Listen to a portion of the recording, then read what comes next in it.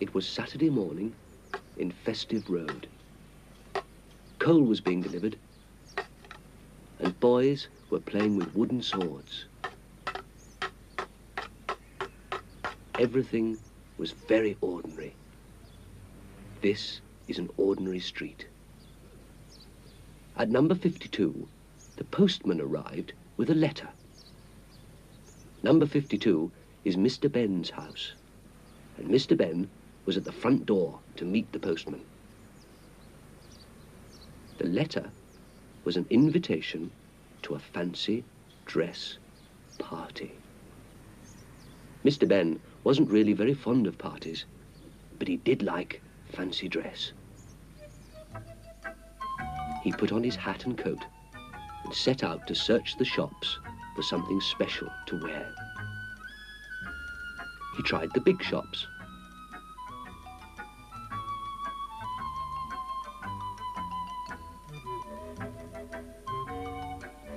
but didn't find anything. He tried the not-so-big shops.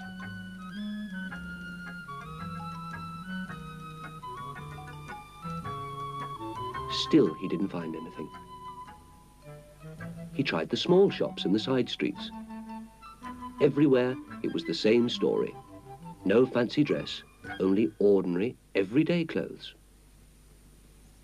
But at last, in a back lane, he found a little shop with all sorts of interesting things to wear. In the window was a suit of bright red armour. Mr. Ben went into the shop. As if by magic, the shopkeeper appeared. "Can I help you, sir?" he asked. After looking quickly round the shop, Mr. Ben said, "I wonder if I might borrow that suit of red armour." The man seemed pleased. "Of course," he said. "Would you like to see if it fits?" And he pointed to the door of the fitting room. Mr. Ben carried the armour through the door and found he was in a small room. Quickly, he changed into the armour.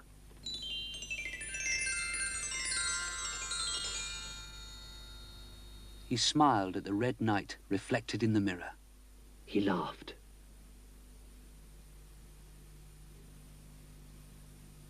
Then he noticed another door. "Well," said Mr. Ben, and he walked through the second doorway. Instead of another room, Mr. Ben found himself in rocky countryside. From behind a large pile of rocks, he could see smoke rising. Feeling brave in his red armour, he walked over to see what was making the smoke.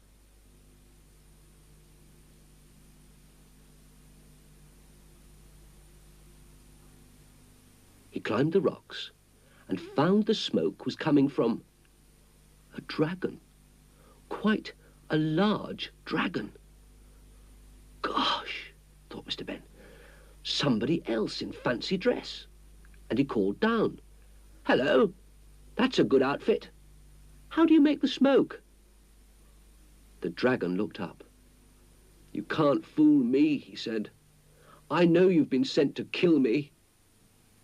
Kill him? Thought Mr. Ben.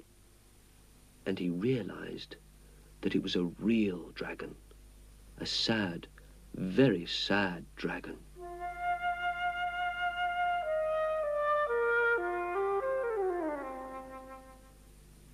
Before long, Mr. Ben was sitting down with the dragon, and the dragon told Mr. Ben his story. The dragon had lived happily in a castle, He worked hard, lighting fires for all the people who lived nearby.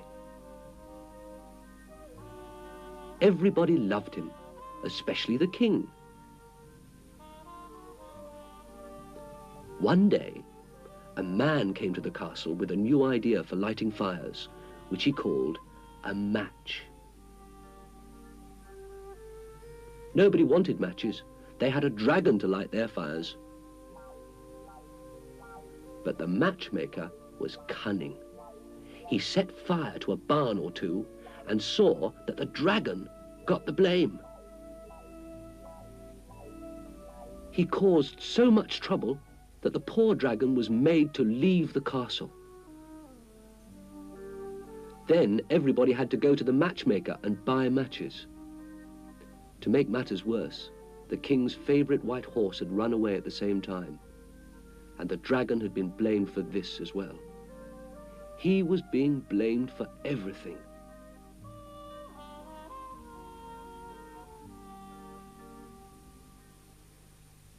The dragon pointed to the horse which stood nearby. "I've been looking after him," said the dragon, "but I'm much too afraid to return him." "I'll help you," said Mr. Ben. "Show me where the castle is and I'll tell the king the true story." The dragon was delighted, and they left almost at once.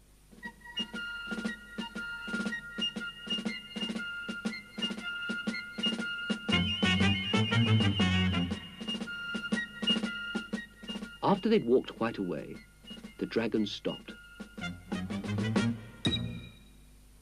There in the distance, Mr. Ben could see the castle.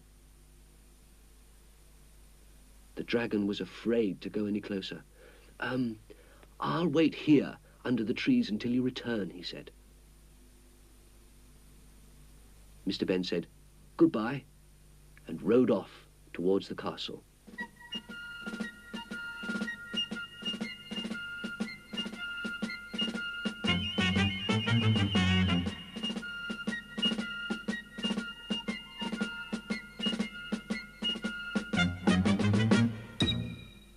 At the castle, the guards saw Mr. Ben approaching.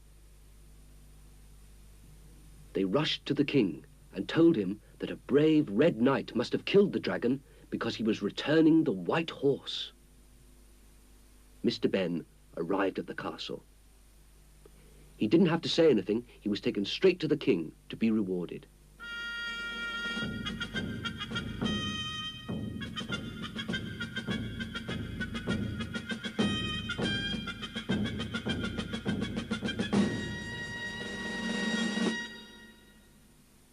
The king listened while Mr. Ben told him the dragon's story. The king had missed the dragon and was delighted to hear the truth. Nobody liked the nasty matchmaker. He was making his matches more and more expensive because he knew that people had to have them. The matchmaker was brought to the king.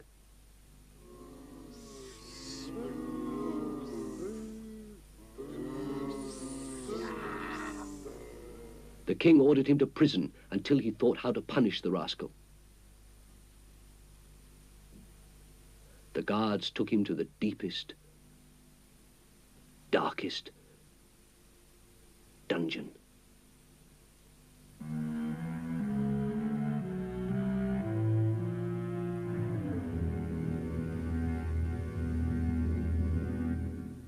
Mr. Ben led the way for the king and his guard to welcome the dragon back.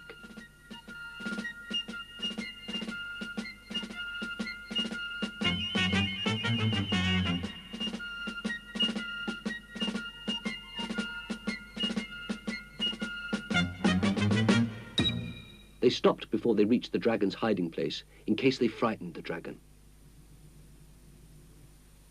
The king and the Red Knight walked to the trees. The king told the dragon how sorry he was for all the dragon's troubles and how happy he was to see him again. The dragon was so happy that he made Mr. Ben and the king ride on his back. With the dragon leading the way and the guard following, they returned to the castle.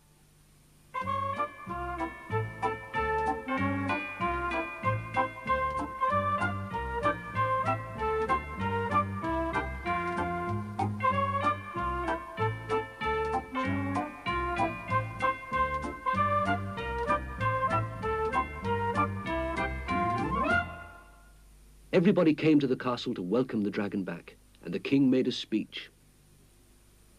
He explained how the matchmaker had caused all the trouble, not the dragon. He said that matches were better for most people and that everyone could have the matches they needed free. The matchmaker would make the matches for nothing as his punishment. The dragon would be the king's personal firelighter. Then the king said they would have a feast, and the Red Knight would be the guest of honor. Everybody started to get things ready for the feast.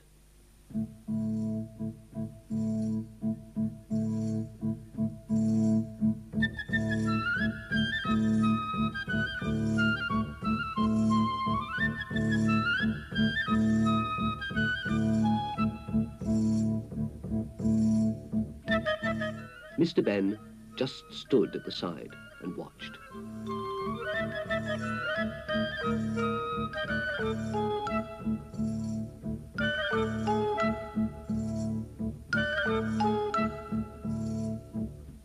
A man appeared nearby. And Mr. Ben wondered where he'd seen him before. "Would you like to change for the feast, sir?" the man asked. And he took Mr. Ben to a nearby door. "You'll find the other clothes inside, sir," he said. As he stepped through the door, Mr. Ben found he was back in the changing room of the shop. He took a last look at the Red Knight in the mirror. And he changed into his own clothes again.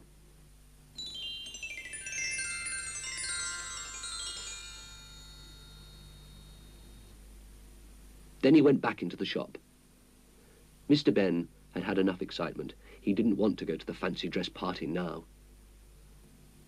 "Thank you," he said to the shopkeeper as he gave back the armour. "I won't take it with me after all."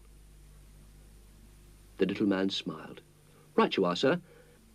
Shall we be seeing you again?" "Oh, yes, I'll be back," said Mr. Ben from the door. "Very soon," he added.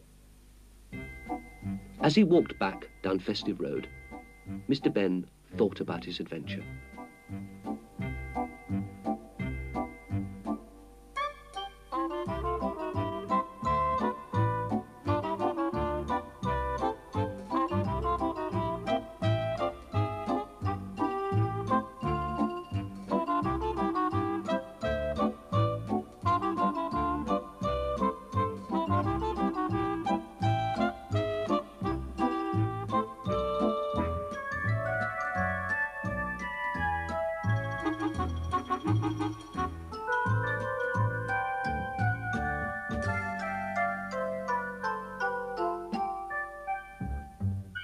When he went to get his front door key out, he found an unusual box of matches in his pocket.